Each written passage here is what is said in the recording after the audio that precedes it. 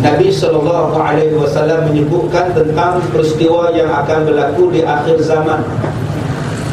Nabi kata, la yabqa minal Islam illa ismuhu, wa la yabqa minal Quran illa rasmuhu, masajiduhum amirah wa hiya kharabun minal huda, ulama'uhum syarri man tahta adimis sama, min indihim takhrujul fitnah wa fihim ta'ud. Rasulullah SAW menyebut tentang 4 tanda-tanda di akhir zaman. Tanda-tanda di akhir zaman ni semua dah berlaku dah tuan-tuan. Tanda-tanda kiamat kecil dah berlaku dah. Yang tak berlakunya 10 je lagi. 10 je tanda kiamat yang besar yang belum berlaku.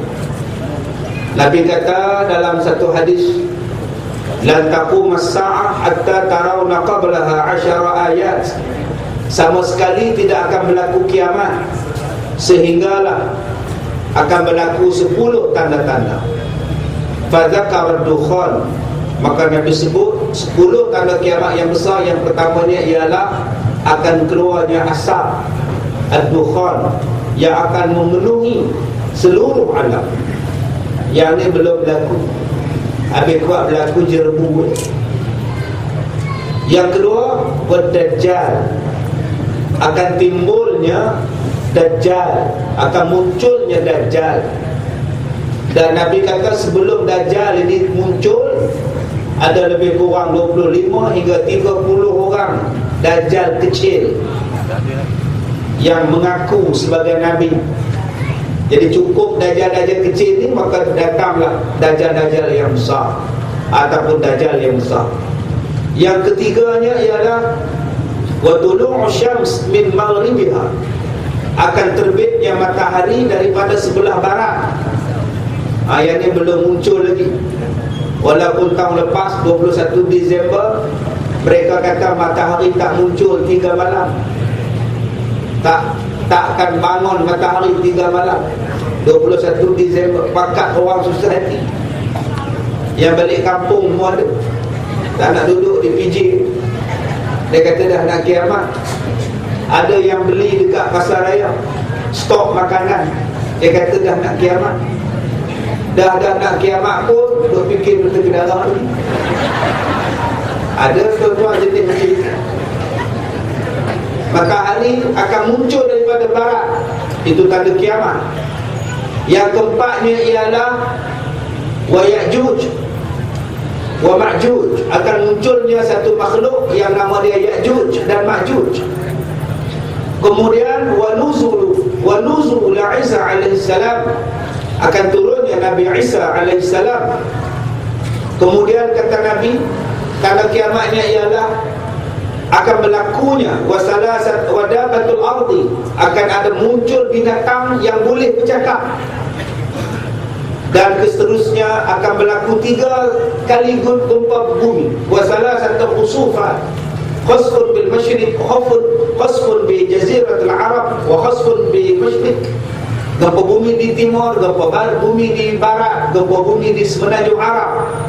Dan yang terakhirnya ialah akan keluarnya api, tadrudun nar minal Yaman, daripada negara Yaman, yang akan menghalau manusia kepada mahsyar. Ini 10 tanda kiamat yang belum berlaku. Tetapi tanda-tanda kiamat yang kecil-kecil dah berlaku habis. Tak ada yang tanda-tanda kiamat yang kecil yang belum berlaku. Yang saya sebutkan tadi 4 yang mula-mula. Yang pertama Nabi kata, tanda kiamat yang pertamanya la yabqa minal Islam illa ismuhu. Tidaklah tinggal Islam itu melainkan nama. Nama saja Islam. Perangai, cara hidup tak nampak macam orang Islam. Tanya tentang Islam pada orang Islam pun tak tahu. Nama saja Islam, tapi cara hidup apa benda pun dah tak nampak ciri-ciri keislaman dia itu. Yang kedua kata Rasulullah, wala yabqa minal Quran illa rasmi. Tidaklah tinggal Al-Quran itu melainkan resam. Orang dah tak nak baca Quran. Orang dah tak pandai baca Quran, orang dah tak mengamalkan Quran, orang tidak mau hidup dengan Quran. Quran sekadar jadi resam, upacara resam, tulisan di mushaf, tulisan dekat kereta, tulis dekat kereta wa ma yattaqillah, tulis dekat pintu kedai wa ma yattaqillah, kokok nak murah rezeki. Ayat Quran sekadar gantung kat dinding, takut-takut jin masuk rumah, maka gantunglah di situ. Yang ketiga kata Rasulullah, masajiduhum amirah, masjid mereka hebat, wa hiya kharabun minal huda, tetapi tidak ada petunjuk di dalamnya.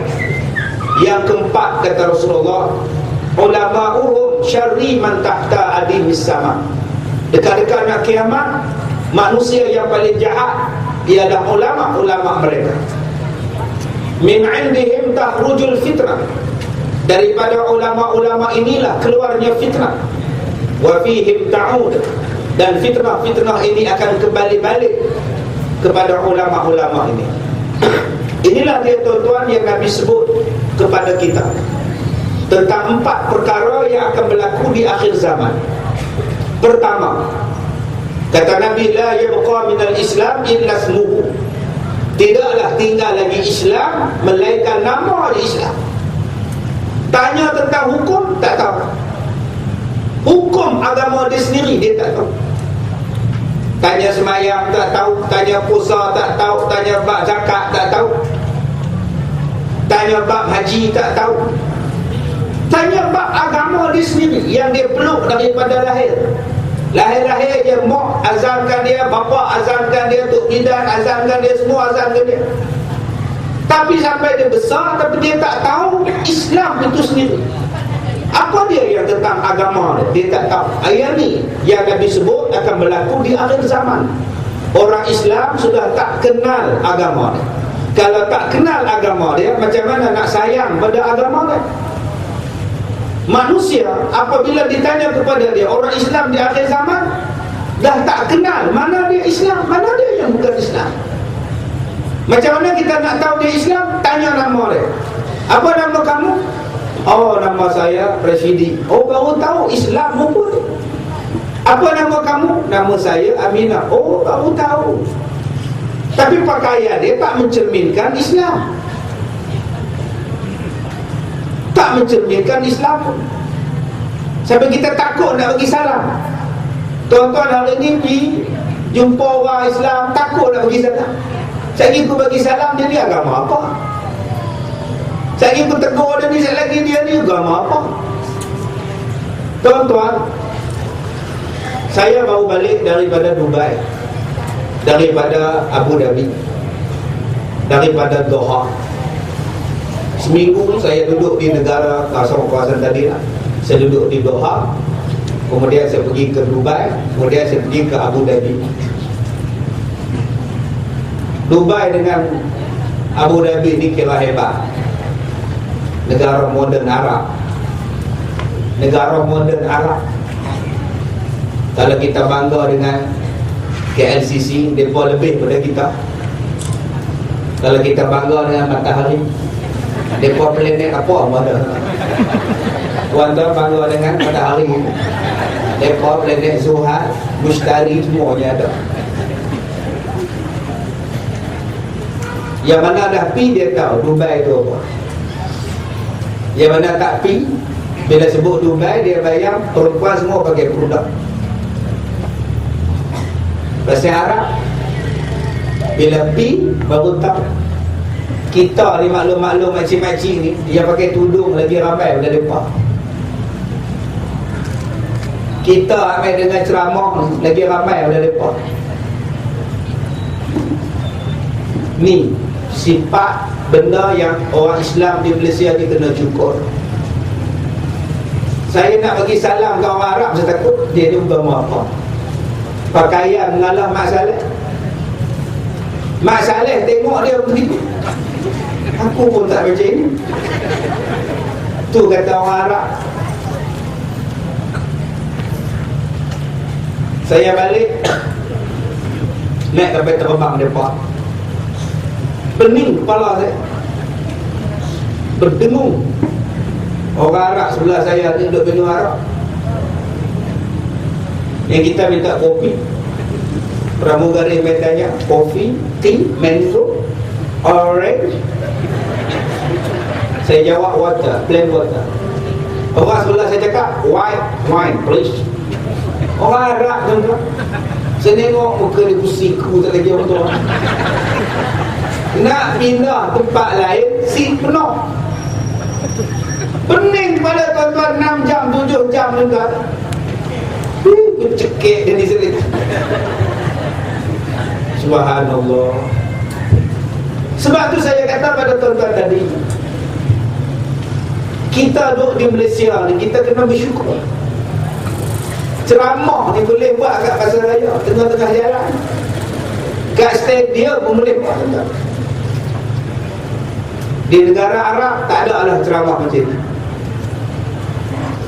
Bulan 4 ni saya pergi ceramah di Mekah.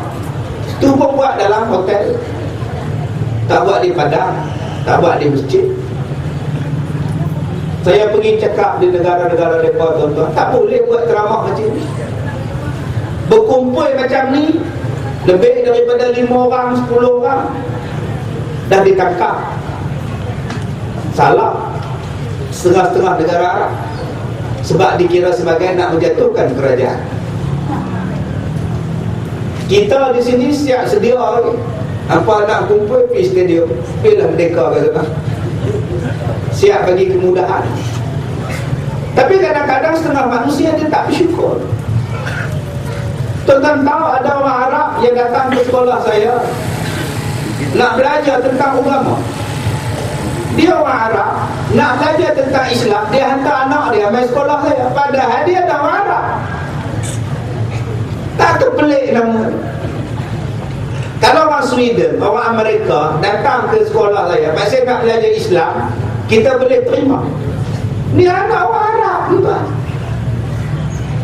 Mereka pun susah. Kerana kita di Malaysia ni, pengajian agama makin banyak. Pengajian agama tak cukup dalam sekolah. Petang-petang buat sekolah kafar integrasi.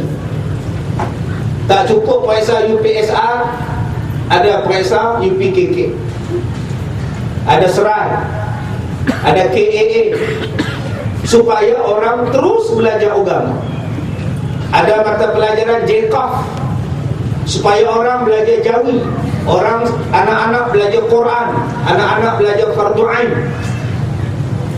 Ada dulu orang kata, ustaz, Jawi ni di Malaysia dah dimansuhkan, Jawi ni habis orang tak boleh baca Jawi. Sampai sekarang dia kata saya pun tak boleh baca Jawi. Saya jawab, dah apa malah belajar Jawi? Sekarang ni Jawi dah diajar di sekolah rendah, di sekolah menengah, sekolah agama rakyat. Abang yang tak nak masuk kelas, saya apa? Budak-budak habis belajar Jawi dah. Kita nak supaya tuan-tuan Malaysia ini menjadi satu tempat yang Nabi sebut di akhir zaman, Islam, kebangkitan Islam akan datang daripada timur. Kebangkitan Islam datang daripada timur. Yang ini yang sedang berlaku sekarang. Dalam keadaan setengah-setengah negara Islam mencari-cari identiti negara masing-masing. Turki dengan cara Turki dia. Turki dengan cara Turki dia, dia terlalu nak jadi Eropah, nak masuk blok Europe, nak masuk EU. Sampai dia hidup dan cara dia mengamalkan budaya yang sangat pelik kita tengok. Sampai ada ahli parlimen dia yang dibuang kerakyatan hanya semata-mata pasal pakai tudung.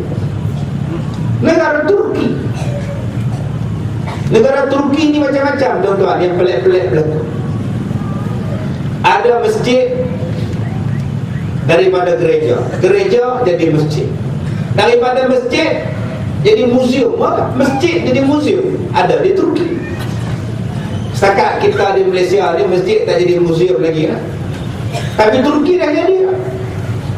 Ada gereja jadi masjid, masjid jadi muzium. Ada yang masjid jadi gereja, apa? Negara mereka macam itu.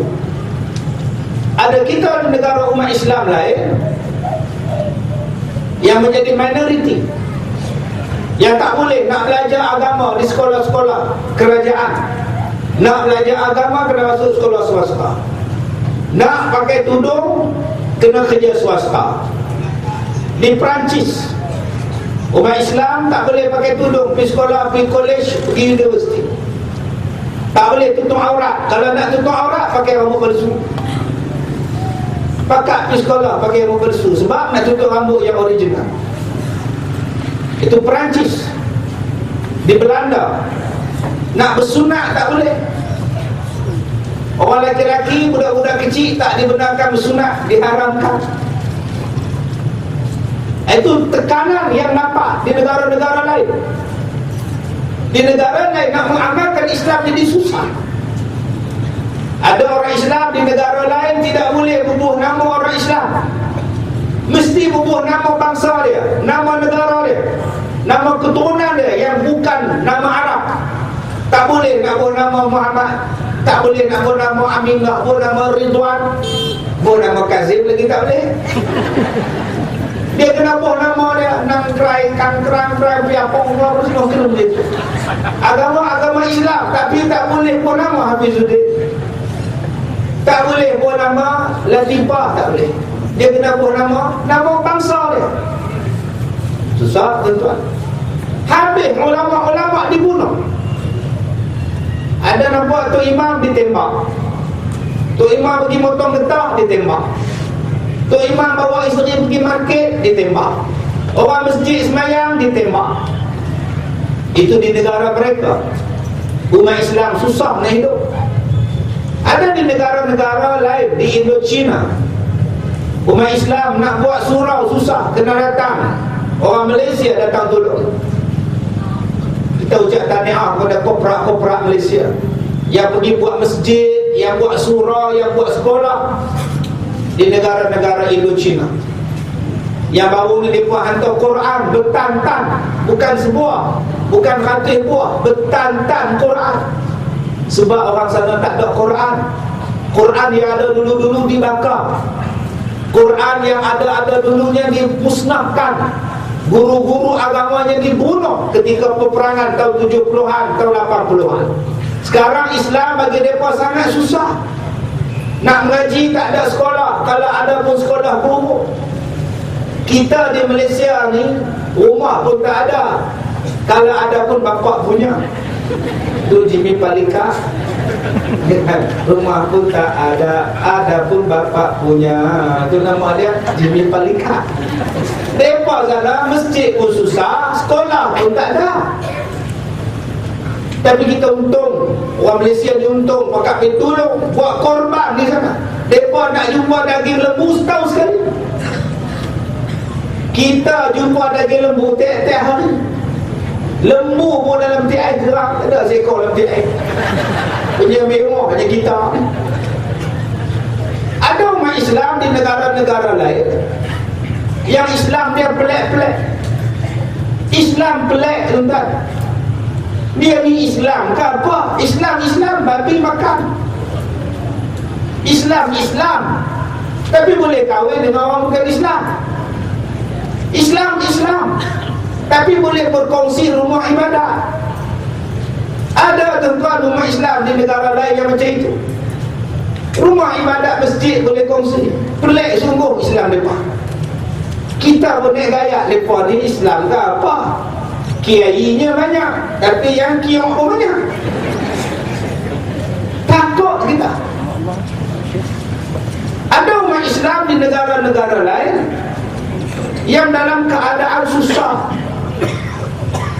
dalam keadaan jadi minoriti, susah. Nak berpakaian, nak bernama Islam, nak datang masjid susah, dipandang dengan serong. Pakai kepiah dipandang serong, pakai tudung dipandang sebagai tak betul, pakai kopiah dipandang sebagai teroris, pengganas. Susah. Tuan-tuan kalau sekarang pergi ke Amerika, siap pakai tudung, topi lagi, berapa jam agak-agaknya baru lepas immigration. Berapa jam. Saya pergi ke negara Arab pun tuan-tuan, disuruh dia buka kopiah, takut ada bom. Saya kata nak, saya tak pakai pihak kerana saya pakai pihak tu. Hak kedai mamak dia pakai lipih nak. Hak tu pun semua buka. Buka cik leher. Tak boleh. Yang mana-mana faham, tak faham tak. Cik leher tu kata apa? Takut bom. Tuan-tuan tahu tak saya pakai kepiah ni, dia suruh buka dalam tray. Dalam kotak tray tu masuk dalam mesin scan.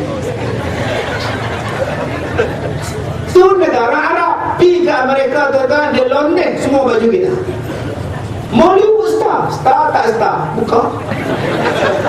Pasal apa? Allergic dengan nama Islam. Itu Amerika. Susah nak bergerak. Ada seorang perempuan daripada Amerika datang sekolah saya. Dia masuk Islam, janda. Siapa nak angkat tangan, kata saya. Dia masuk Islam. Saya tanya dekat dia yang datang jauh-jauh daripada Amerika, mai ke sekolah saya nak buat apa?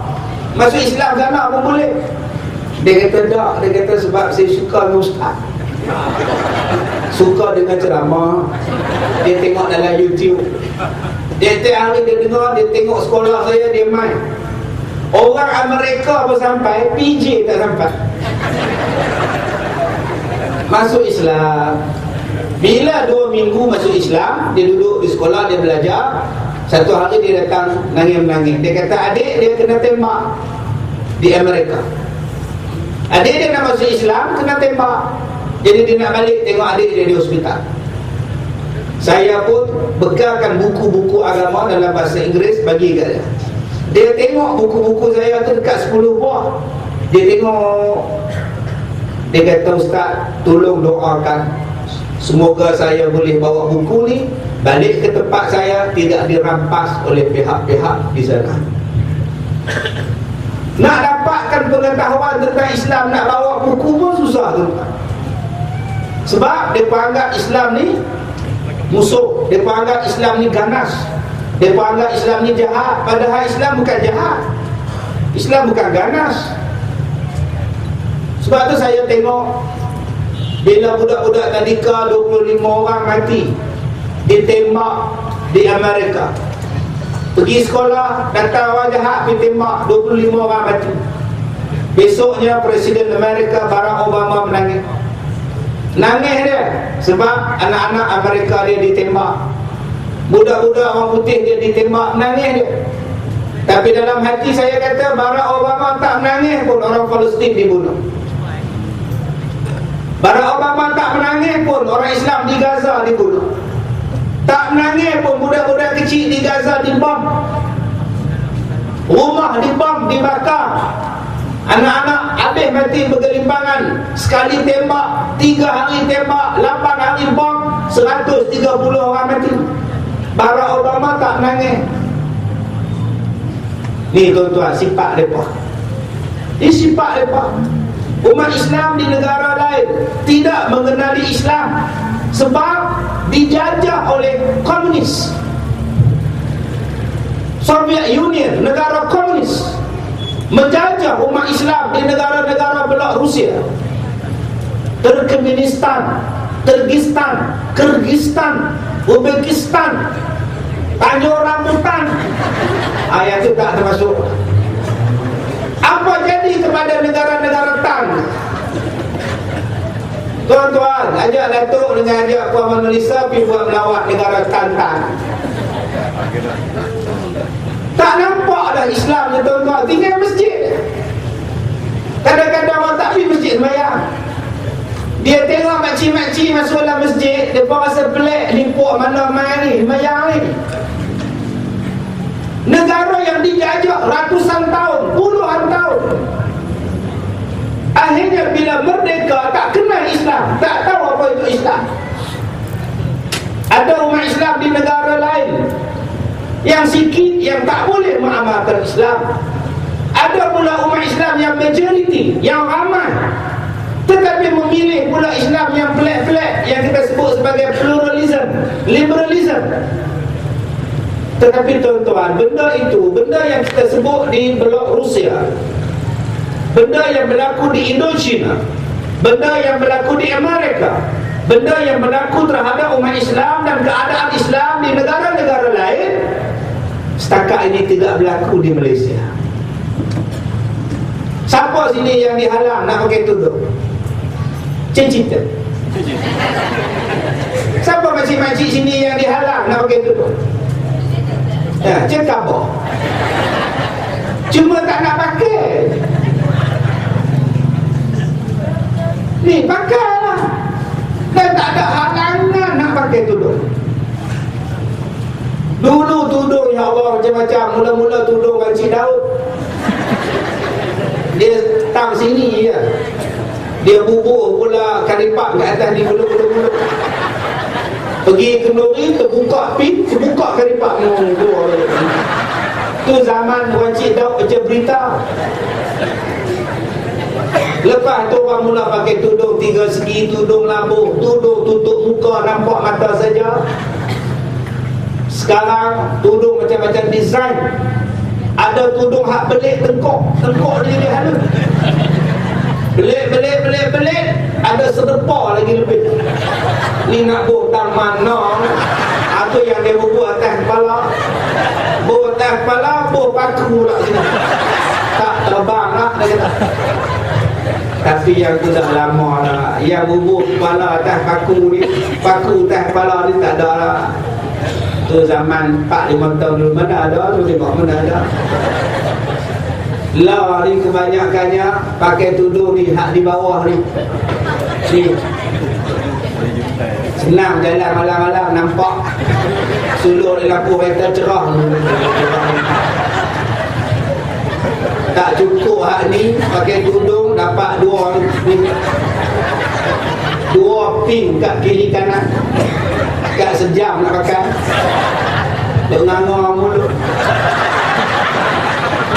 Takut cocok. Tak ada halangan apa. Budak sekolah boleh pakai tudung, budak universiti boleh pakai. Nak laksana, nak amalkan apa hak Allah suruh buat. Yang ini yang saya katakan pada tuan-tuan, tolong jaga benda ni. Kita di Malaysia ni tuan-tuan, rakyatnya 28 juta. Tetapi bukan Islam semua. Tapi bila buat kota haji, kita dapat 28,000. Ekstra 10,000. Mai ada pula orang tunjuk perasaan, langsung tak dapat ekstra. Sepatutnya kita, rakyat Islam di Malaysia ni 15 juta. Sepatutnya 15,000 kan. 15,000 je sepatutnya. Tuan-tuan, Singapura 600 orang pergi haji. 600 orang je setahun orang Singapura boleh pergi haji. Siapa orang Singapura? Mereka duit banyak, mereka boleh pergi haji, tapi dapat kota sikit. Malaysia ada kota banyak. Orang utama sebut mereka hang nak pergi mana? Tu orang Kedah, hang nak pergi mana ni? Tu Kedah. Orang Perak macam saya sebut, kau nak ke mana? Ya, orang Kedah sebut nak pergi haji kena pakai kota. Kalau orang Perak pakai apa? Yang mana faham juga. Yang nampak gelak tu tak faham ke? Kalau ustaz ni mampu ke? Saya kabur je. Kota lah juga pun. Tadi yang sebut pula, kalau Kedah kota, Perak ini lah. Perak dekat kota. Dan jangan nambah pula cerita memang Perak. Tuan-tuan, kita nak buat haji tak ada halangan. Siap diajar lagi. Buat korosos 13 kali tuan-tuan. 13 kali pergi mana maklum pergi korosos haji. Diajar, dilatih, siap ukur dan tabung lagi. Negara lain tidak ada kebaikan, negara lain tak ada tentu. Sistem yang sangat bagus tabung haji kita ucap tahniah. Diatur dengan elok.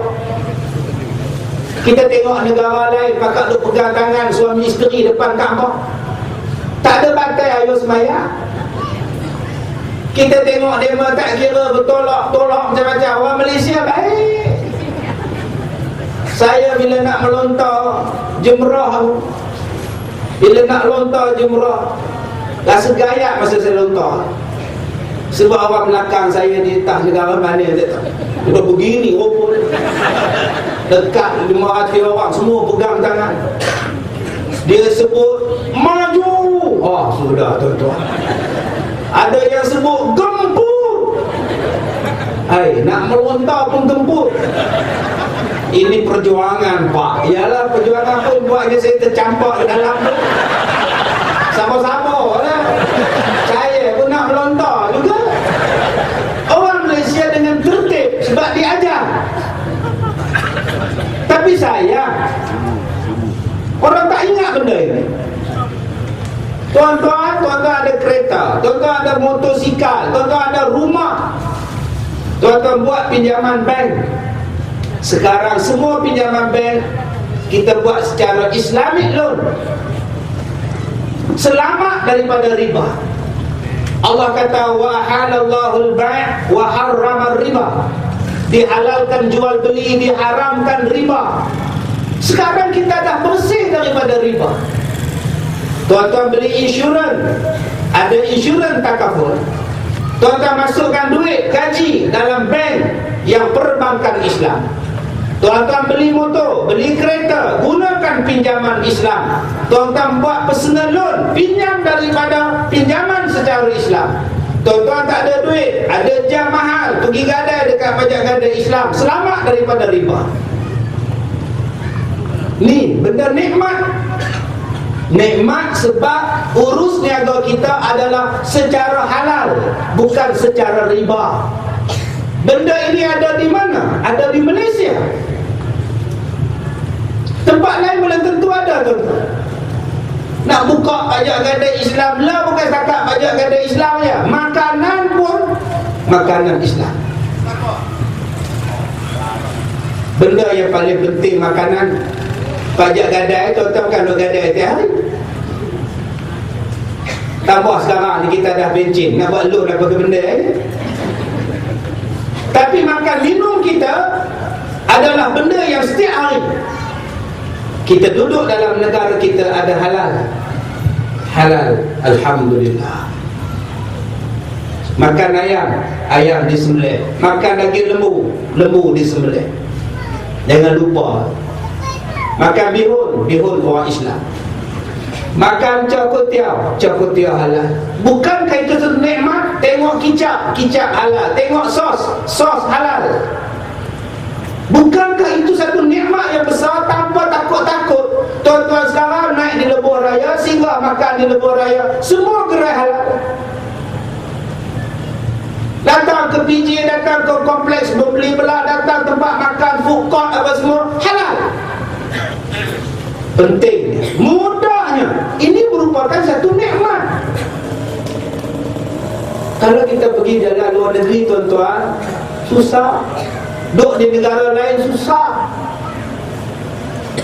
Saya pergi satu negara bulan Disember yang lepas. Susah hati nak makan. Halal tak halal lepas. Pakai kepiah kecil yang dah kepala. Muslim?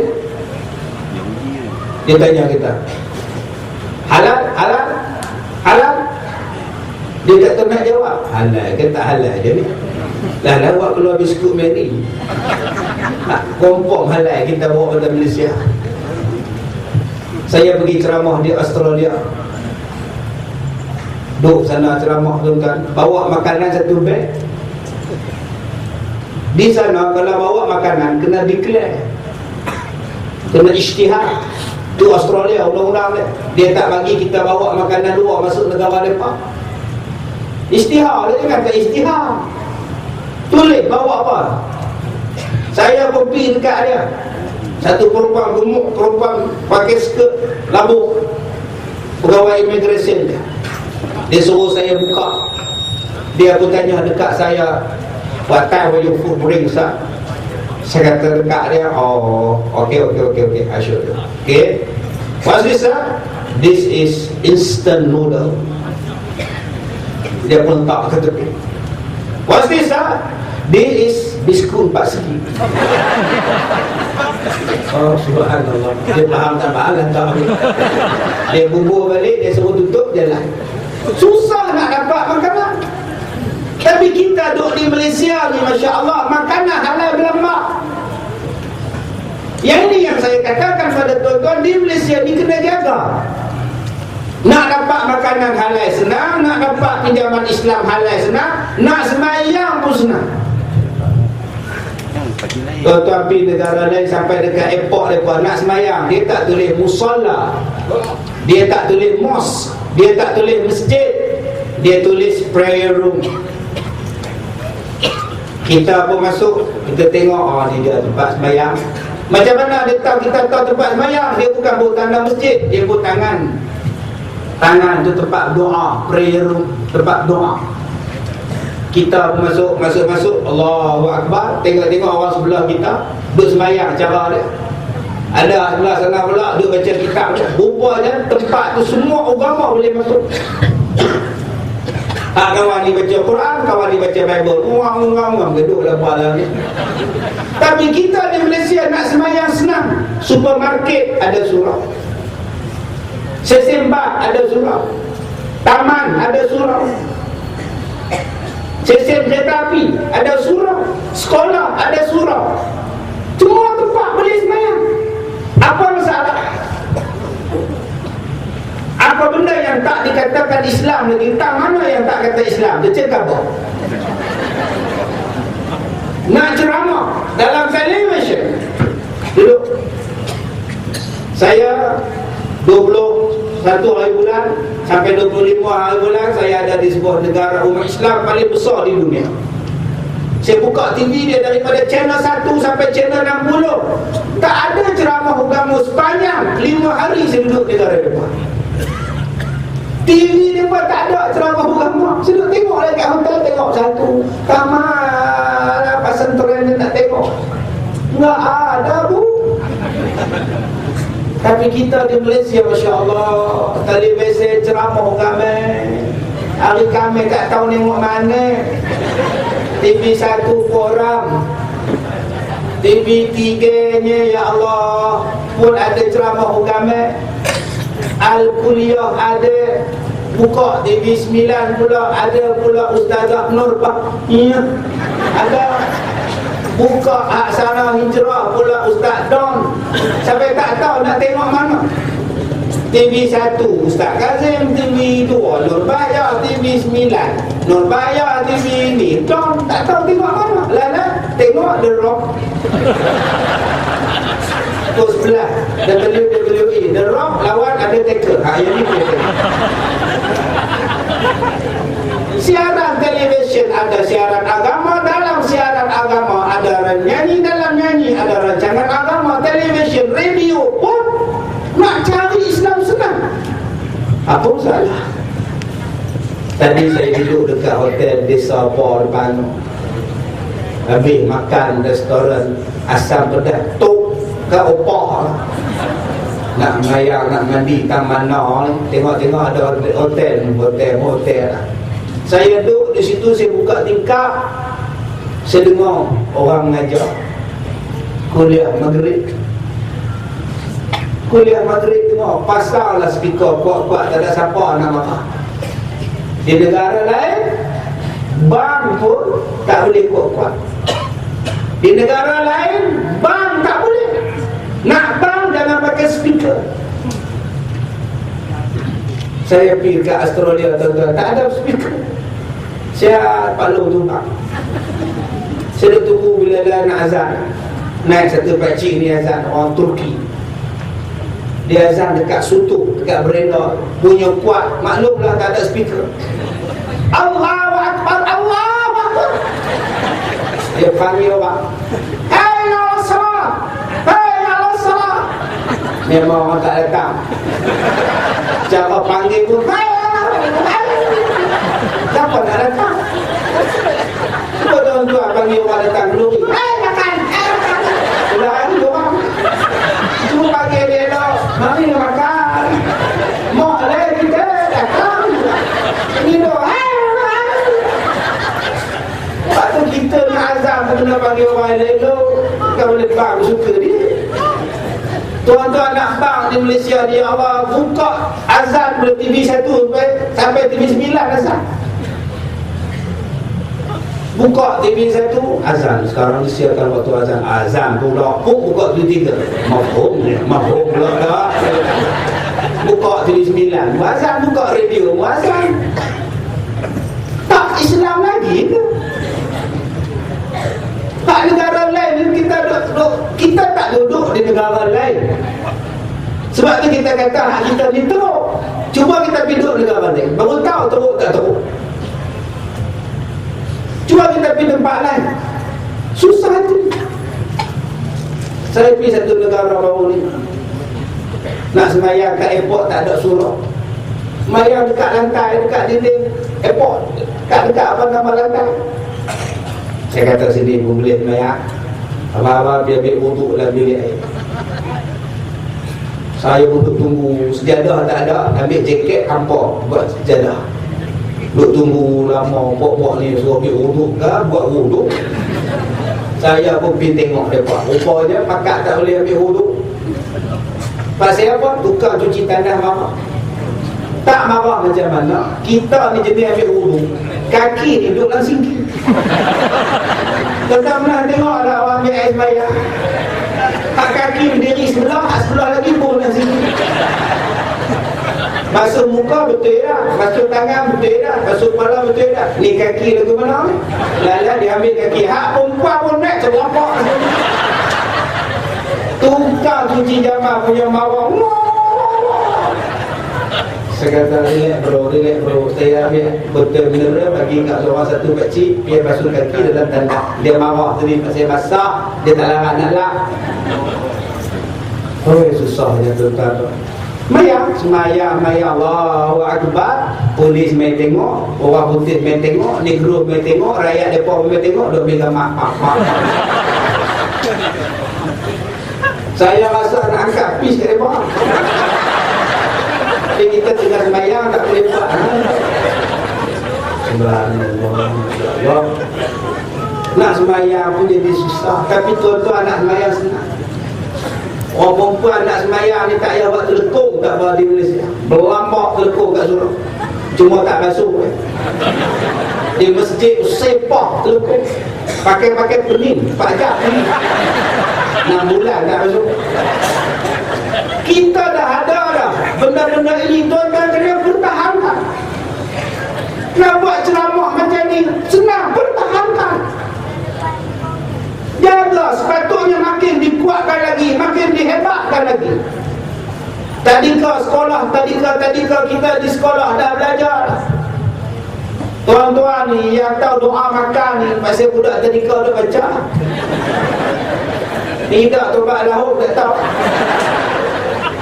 Budak-budak tadika tahun 90-an habis tadika Islam dibuka. Balik rumah, Allahumma barik lana fima razaqtana wa qina adzabannar. Pak dia kata adik baca doa, saya suka adik baca. Ada pak tak tahu.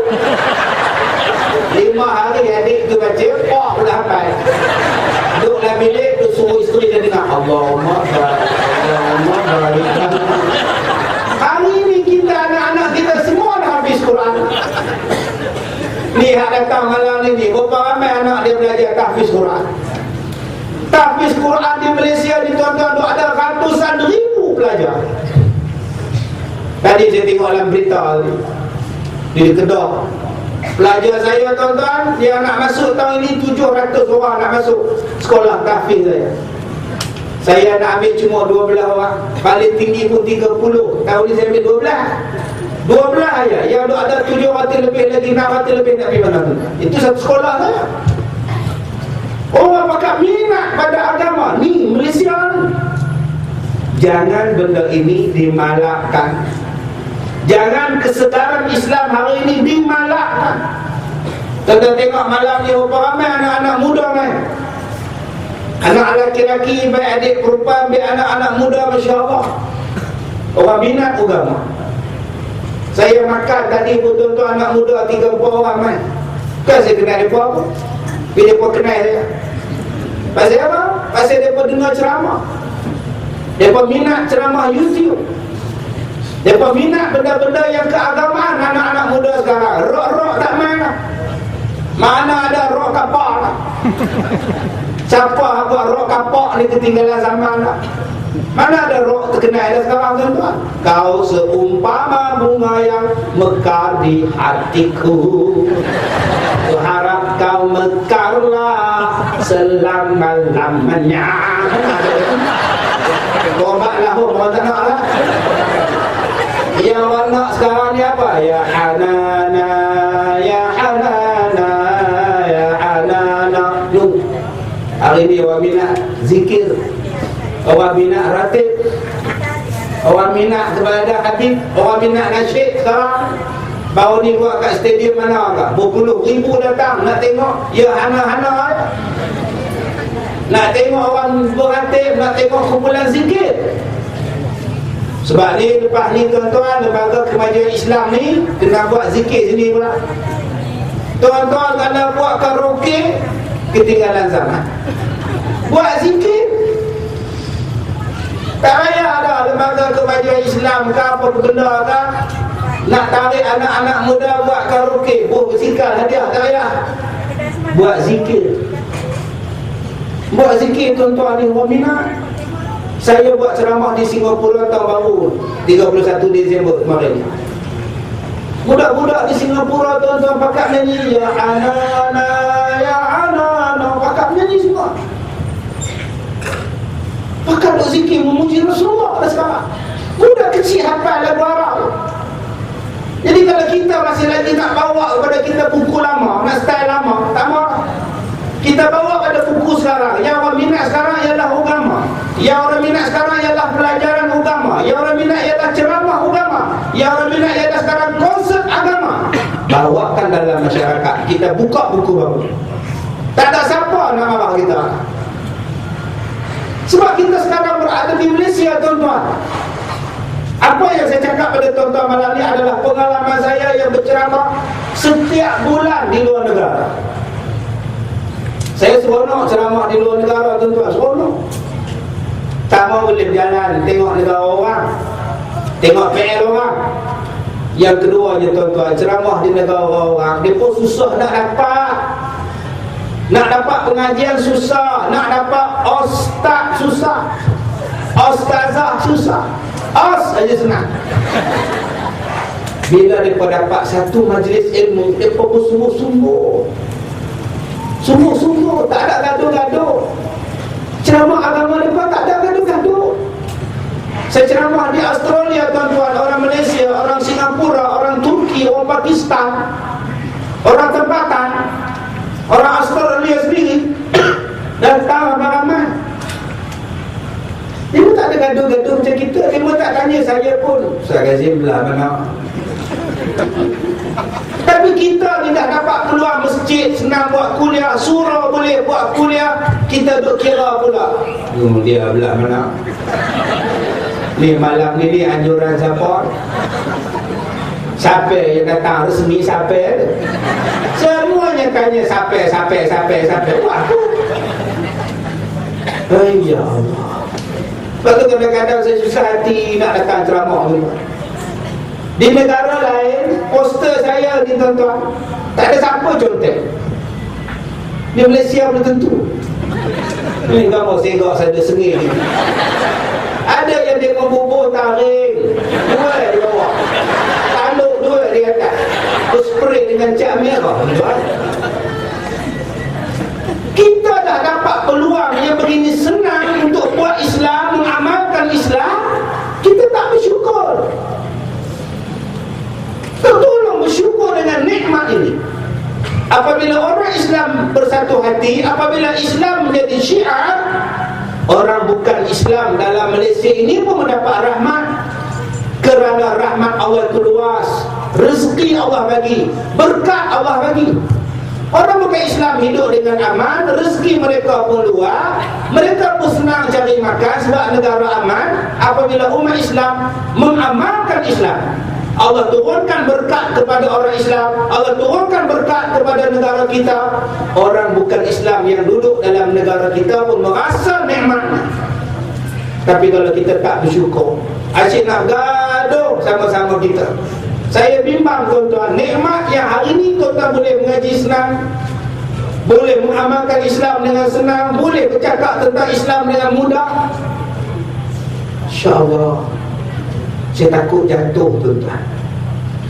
Saya pergi sebuah tempat di sebuah negara, dewan mereka, community hall, kita sebut CC lah, CC, community hall, Dewan Kemasyarakatan, Dewan Kejiranan. Baru ni saya ceramah Lembaga Kemajuan Islam Putrajaya. Dia orang buat dekat kompleks kejiranan di Putrajaya. Saya tengok kompleks dia, semua boleh pakai. Saya teringat saya buat satu program di sebuah negara. Di negara ini kompleks kejiranan, community hall, tak boleh buat ceramah agama. Tapi masyarakat di situ nak panggil saya mai datang ceramah, tapi tak boleh buat ceramah agama. Permit tak dapat. Macam mana nak panggil Ustaz Kazim ceramah? Macam mana nak panggil Ustaz Kazim datang di community hall? Tanpa cakap soal agama. Akhirnya saya dipanggil buat tajuk ceramah kesihatan oleh Muhammad Kazim Ilyas. Saya nak cakap apa tuan-tuan? Yang saya pun tak sihat. Tajuknya ialah ceramah kesihatan. Sebab tak boleh bercakap soal agama di dalam Dewan Umum. Peraturan tak boleh. Kita sekarang tuan-tuan, buatlah di dewan mana orang nak cakap agama, cakaplah. Tidakkah itu Islam dan syiar nama dia? Kenapa kita tak anggap yang kita ni dah buat Islam banyak? Kenapa tak anggap? Jawapan dia sebab kita ni tak duduk di negara lain. Kalau kita duduk di negara lain, simpan janggut pun tak boleh juga. Sekarang abang-abang simpan lah janggut. Yang tak boleh kakak. Jangan maklum simpan janggut, pakai minyak bon. Seminggu pakai tumpuk janggut. Lari laki tau. Jadi akak-akak tak payah ada janggut pun tak apa. Main janggut suami tu tak. Duduk saja-saja pegang janggut dia. Itu dapat pahala tu. Suka pasal orang pakai sunnah. Jadi tuan-tuan, kita nak lepas ini, dah Islam dah mudah dah di Malaysia. Islam nak dapat mudah di Malaysia, tolonglah perdalamkan Islam. Tolonglah. Sekarang di kelas pengajian, bukan di sekolah lah, di rumah kedai pun ada kelas pengajian Quran, kelas pengajian fardu ain, kelas bimbingan agama. Pergilah masuk yang mana tak erti Quran. Ini Quran yang dia tahu, qul huwallahu qul a'udzu birabbin nas. Tu buku lama, tambahkan lagi buku baru. Asal sebenarnya apa dia? Qul huwallahu qul a'udzu birabbin nas. Sampai isteri pun kata, tengok nanti ayah kamu rekam tanda qul huwallahu qul a'udzu birabbin nas. Mak dah agak dah 30 tahun macam itu. Takkan tak tambah-tambah lagi. Umum tambah, ayat Quran tak tambah.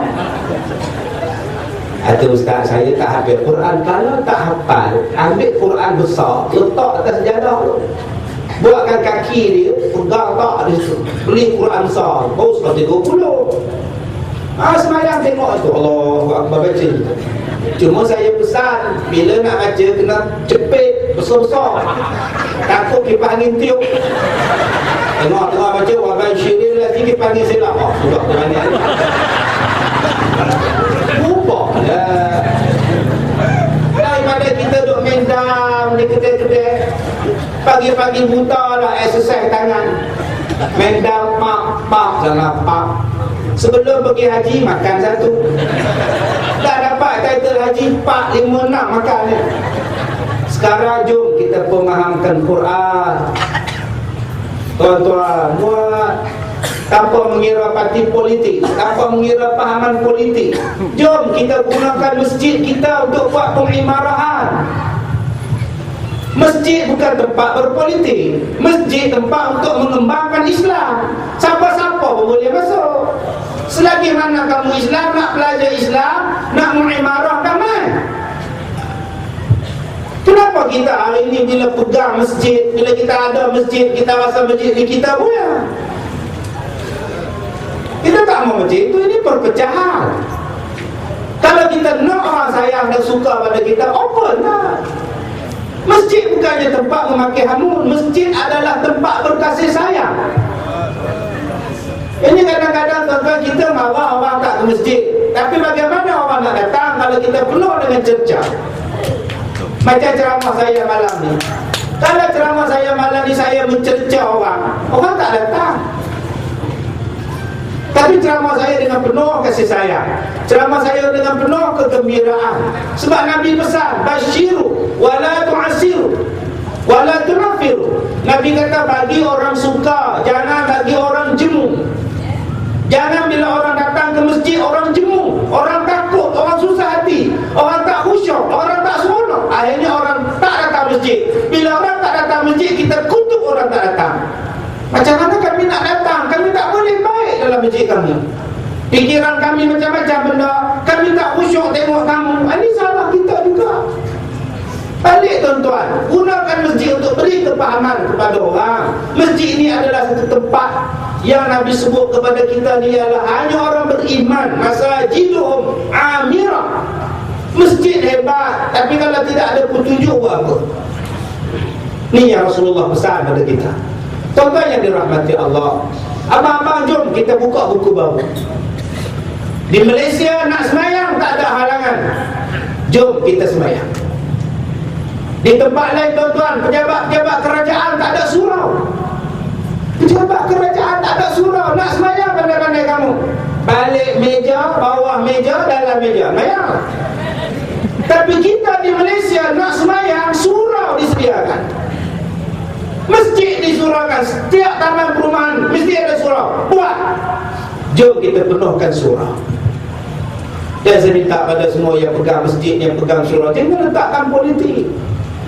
Masjid bukan tempat politik. Siapa-siapa pun boleh main. Jom semayang. Bila kita berpolitik, berpuak-puak, kita bimbang masjid jadi kosong. Bila masjid jadi kosong, atau masjid jadi tempat bergaduh, atau masjid jadi tempat yang berpecah belah, kita takut bagaimana yang Allah Ta'ala sebut dalam Quran, akhaznahum bautatan fa idahum mublisun. Allah angkat nikmat daripada kamu secara tiba-tiba. Sekarang kita dapat nikmat yang macam-macam tuan-tuan. Nikmat aman. Kita dapat nikmat aman, kita dapat nikmat makan. Datang ceramah pun dapat pihuk. Tu ada yang tak makan tu simpan besok breakfast. Nikmat aman, nikmat, segala nikmat ada. Saya bimbang tuan-tuan bila masjid kosong, daripada petunjuk, masjid jadi tempat untuk bergaduh, masjid tempat untuk hentam orang. Saya bimbang tuan-tuan bila Allah turunkan bala, semua orang kena. Tuan-tuan, kalau Allah tarik nikmat air, semua orang tak ada air. Orang masjid tak ada air, orang yang pergi masjid tak ada air, yang tak pergi masjid pun tak dapat air. Kalau Allah murka, Allah turunkan banjir, masjid pun tenggelam. Sebab tu jaga-jaga. Jangan kita pentingkan diri kita. Jom kita semayang. Kuatkan semayang. Dan yang mana dah semayang pun betulkan semayang. Saya semalam saya pergi di Kuala Lumpur. Keluarga kahwin di Ampang. Saya singgah semayang di Sungai Buloh, semayang Zuhur. Saya tengok orang depan saya semayang, tomak linah tak ada. Bila dia rukuk, sami Allahu liman hamidah, dia i'tidal, tangan dia bergerak-gerak. Bila dia sujud, kaki dia tergantung dua-dua, tak pijak sejadah pun, tergantung dua-dua kaki. Saya pun tunggu habis dia semayang. Habis tunggu salam dengan dia. Assalamualaikum. Nak ke mana? Nak ke mana? Dia kata, saya nak ke Merupuk. Ni nak tegur sikit boleh tak? Jadi semayang tadi Tak apa cantik lah. Saya Ustaz Kazim Ilyas. Dia kenal tak kenal lah tak boleh. Tapi saya salam dengan dia, semaya abang tadi tak apa cantik.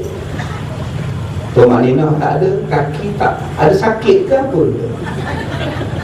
Tuan-tuan mana tu? Tampor ni. Ini masalah kita sekarang. Ini masalah kita ialah sebab tak berani tegur. Tuan-tuan, kita ni 90% kita di sini orang Melayu, alhamdulillah. Orang Islam semua, alhamdulillah. Semua ni adalah saudara kita. Kenapa akak-akak, abang-abang ni baik? Kenapa tuan-tuan yang datang ni baik? Sebab dulu-dulu kita mempunyai mak bapak yang ramai. Saya walaupun bapak saya mati tahun 73, tapi bapak saya ramai. Macam mana Ustaz? Mak Ustaz kahwin cerai tak? Kahwin cerai. Tidak. Sebab bapak saya di kampung ramai. Ketua kampung bapak saya, Tok Bilal bapak saya, Tok Imam bapak saya, orang kampung bapak saya, orang naik basikal bapak saya, orang yang naik motosikal pun bapak saya, yang buat bendang sawah pun bapak saya. Sebab mereka tegur saya. Hai, pergi balik cepat dah malam ni. Nampak? Kita main sungai, satu pakcik naik basikal berhenti. Hai, balik. Apa main sungai ni? Dah petang balik. Tahu bapak siapa tak? Tapi dia berhenti, dia tegur balik. Kita balik sekolah, buka baju, beg, letak dekat dahi ni. Tali beg tu ikat ke dahi dia lau. Lambat balik, makcik tegur. Hai, cakap dengan mak ni. Lambat balik sekolah, cakap mak ni. Mak pun ramai, bapak pun ramai. Sebab tu kita jadi baik. Sekarang kita cuma ada bapak seorang, mak seorang. Tak ada siapa tegur kita. Anak-anak zaman sekarang siapa berani tegur? Baik. Pakcik siapa? Sudah menang kita. Tak apalah. Duduklah di kanan kuda ni sampai pakcik. Duduk. Bukan kata orang lain pun tak boleh tegur. Bapak sendiri pun tak boleh tegur. Sebab tu anak-anak kita sekarang bermasalah. Sebab budaya watawasau bil haq, pesan memesan dah tak ada. Dah takut nak pesan. Kita tengok anak dara pakai seluar pendek, pakai baju ketat, pusat usul ni nampak. Naik motor roda dekat taman-taman kita. Siapa berani tegur? Lepak pula tengah malam dengan budak-budak lelaki-lelaki.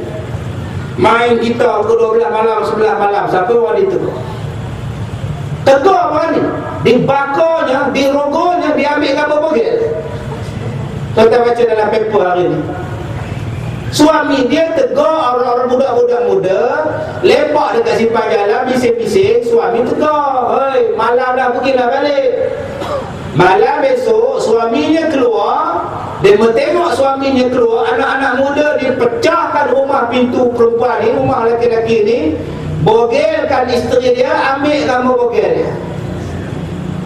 Cakap, lain kali pesan kat suami awak, jangan tegur-tegur orang. Sebab tu hari ni orang tak berani tegur. Maka bila tidak ada orang tegur, orang yang buat jahat, orang yang buat tak betul, orang yang buat maksiat mengatakan apa yang dia buat adalah betul. Anak muda pakai baju anak perempuan tadi pakai baju singkat, nampak pusat, seluar pendek, tak ada siapa tegur. Maka dia anggap adalah betul perbuatan dia.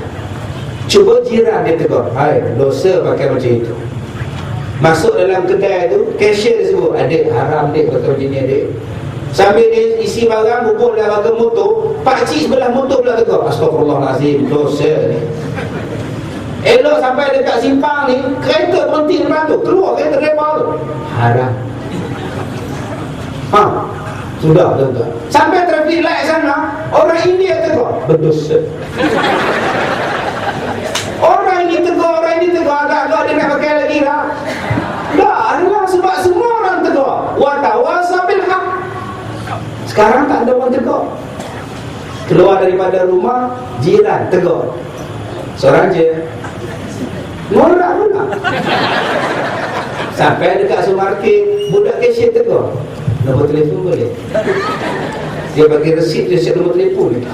Sampai traffic light sini, kereta berhenti, patah balik.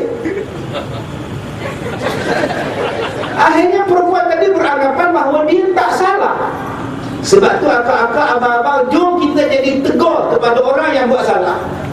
Siapa pun yang buat salah, tegur. InsyaAllah. Tu imam buat salah, tegur. Bacaan imam salah, bacaan imam salah, bacaan imam salah. Lama-lama letak jawatan imam. Tak payah letak jawatan, betul ke lah. Tu imam baca khutbah tak betul, jumpa dia imam, apa yang baca khutbah macam ni? Tegur. Budaya inilah yang sudah hilang. Semayang tak betul, tak ditegur. Baca Quran tak betul, tak berani ditegur. Menantu tak semayang, tak berani ditegur. Anak tak semayang, tak berani ditegur. Akhirnya jadi apa? Buku lama. Kita nak tahun ini jadi buku baru. Kita betulkan dulu diri kita dulu. Ku anfusakum, diri kita dulu. Perkemaskan Islam kita dulu, perkemaskan akhlak kita dulu, perkemaskan amalan kita dulu. Lepas tu kita perkemaskan isteri kita, supaya mereka betul sembahyang mereka, supaya betul ibadat dia. Kemudian datang kepada keluarga kita. Ada setengah orang tak berani tegur anak dia, takut anak lari pada rumah. Ada yang tak berani tegur menantu dia, sebab misal menantu dia terbalik. Tak berani tegur. Budaya inilah yang tak kena tegur.